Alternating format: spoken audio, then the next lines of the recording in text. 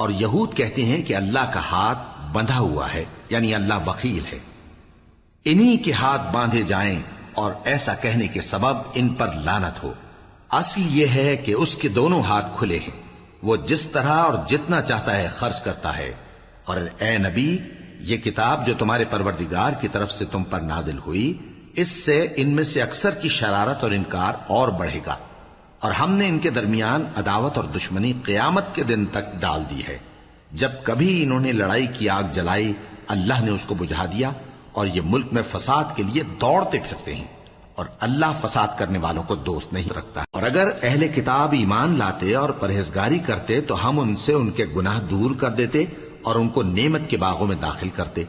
اور اگر وہ تورات اور انجیل کو اور جو اور کتابیں ان کے پروردگار کی طرف سے ان پر نازل ہوئیں ان کو قائم کرتے تو ان پر رزق مے کی طرح برستا کہ اپنے اوپر